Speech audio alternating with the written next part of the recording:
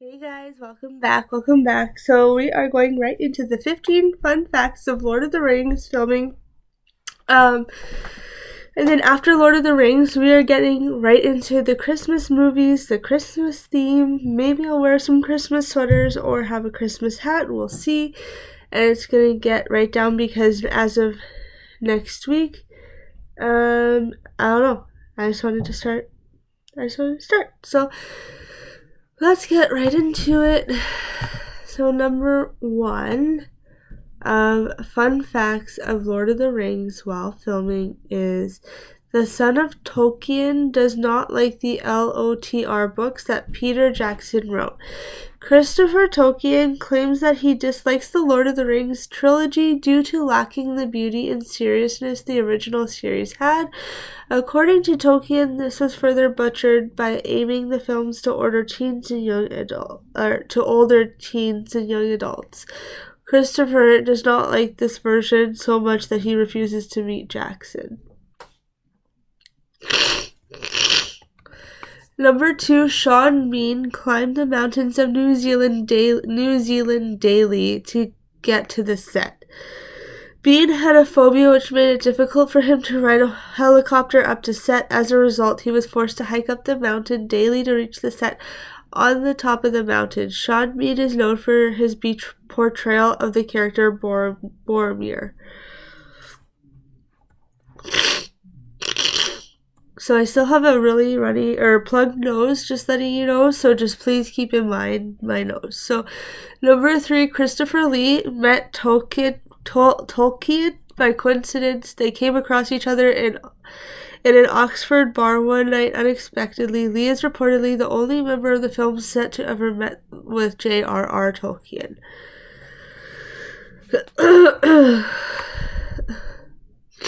Number 4. Peter Jackson's LOTR movies take almost half a day to finish. Watching the 3 films will take you approximately 9 to 10 hours to complete. Each film takes about 3 or 4 hours to complete, which is true. That is quite they are long movies. I'm sure the books were a lot bigger though, I believe, right, is what it was said. Number 5, filming the destruction of Sauron's tower was difficult. The Return of the King debuted sometime in the year 2003. Back then, the memory of the 9/11 incident was still fresh with most people. Choreographing the scene of Sauron's tower was a difficult process, as creators did not want to make it resemble the World Trade Center attack, which is fair.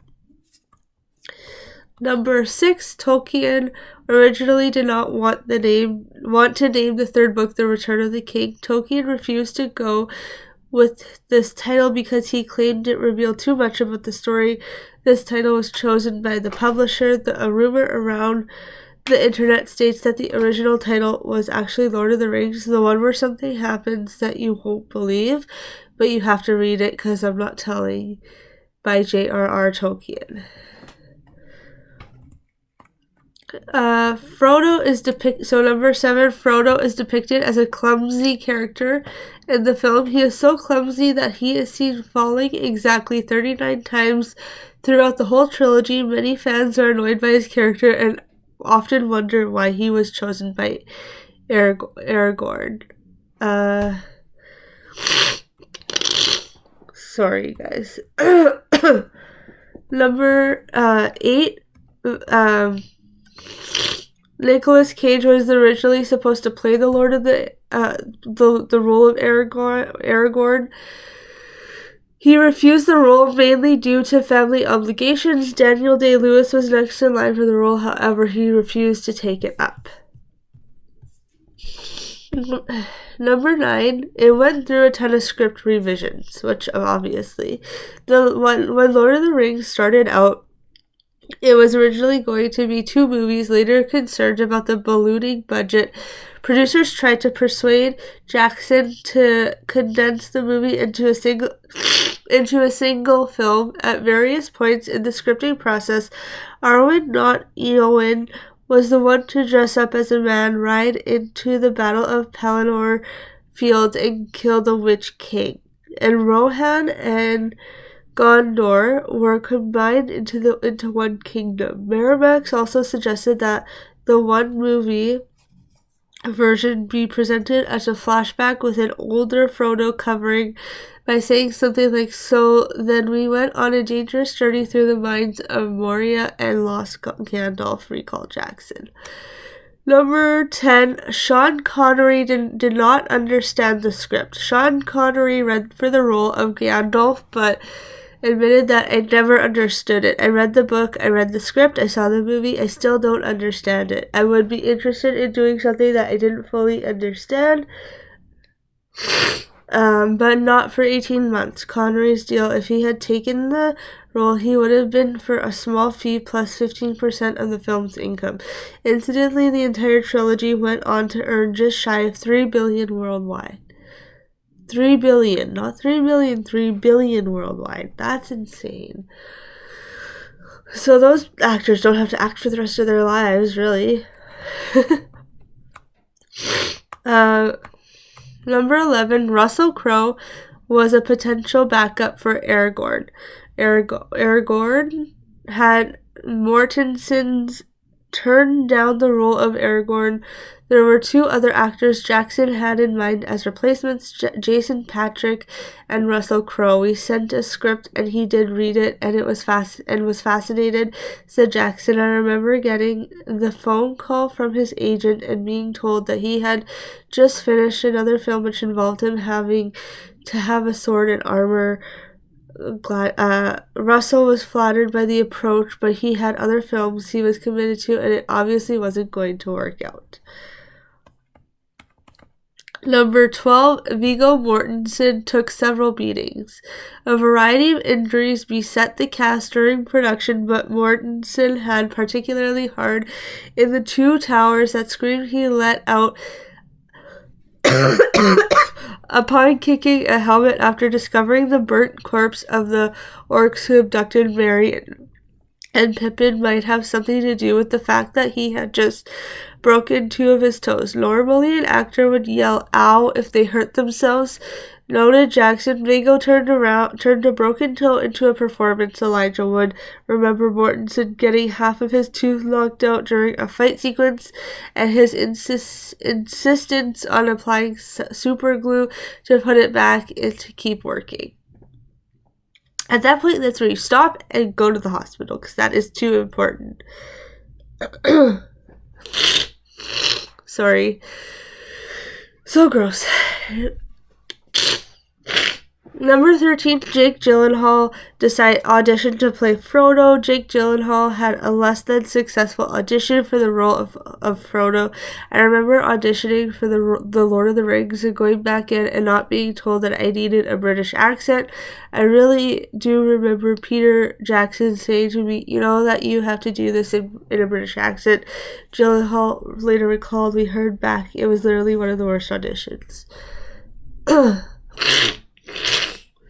Number 14, Vin Diesel, Liam Neeson, and Uma Thurman were up for roles. Among other could have been in the casting department. Vin Diesel auditioned for Aragorn. I feel like a lot of the guys that are very much into like the thriller acting went for Aragorn, or a little edgy or whatever, you know. Jackson called his performance very compelling, but said that it didn't feel like Aragorn.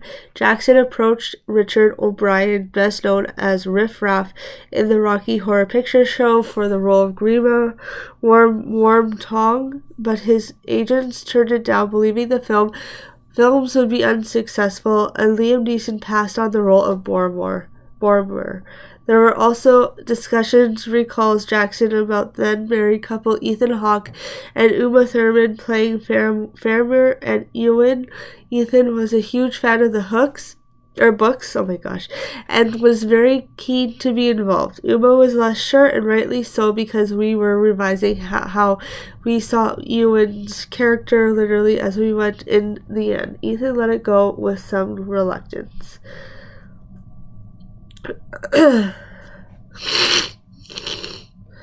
Ian Holm had played Frodo Baggins years earlier. Number 15. The Lord of the Rings trilogy marked a return to the Shire for Bilbo actor Ian Holm, who played Frodo in a 1981 radio dramatized The Lord of the Rings, which was broadcast on BBC Radio 4. His performance in that factored into Jackson's decision to offer him the Bilbo role. Number 16.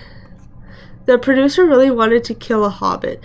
Early on in the development process, before it found its eventual home at New Line Cinema, the Lord of the Rings trilogy was being made at Miramax.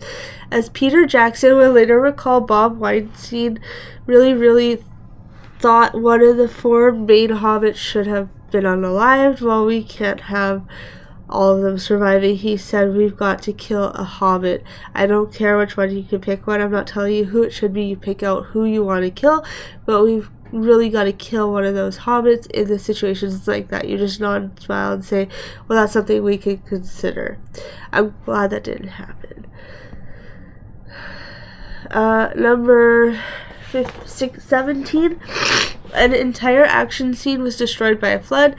The end of the Fellowship of the Ring originally featured a scene where the heroes are ambushed by a band of orcs as they row through rapids on the Anduin River. We had all kinds of action planned with boats flipping over and Legolas' boats afloat as it bucks and tosses while the elf, standing with a foot on each of the gunwales, would be firing arrows at the attacker. Jackson shared, but Mother Nature had other ideas, and massive flood, in addition to causing a state of emergency in Queenstown, New Zealand, washed the entire ambush set down the river. Oh, that must have been a lot of money to get that back. That's crazy.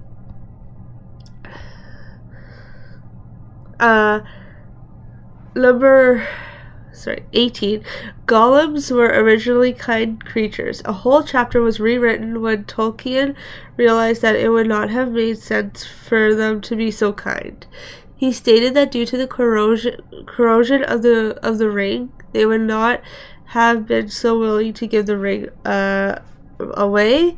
And lastly, we'll go with one more. Women in beards were used as extras. A good chunk of the riders of Rohan in the Two Towers and the Return of the King were actually women outfitted with fake beards. There are some very good women riders in New Zealand, and it'd be silly not to take advantage of them, Mortensen said in the Two Towers Extended Edition extras. That is it, guys, for all of those facts. I hope you guys enjoyed them. Let me know what your favorite fact was, or what your favorite Lord of the Rings movie is, or what you think of the movies, and I'd love to hear your opinions below. I hope you have a nice evening. We'll chat soon. Bye now.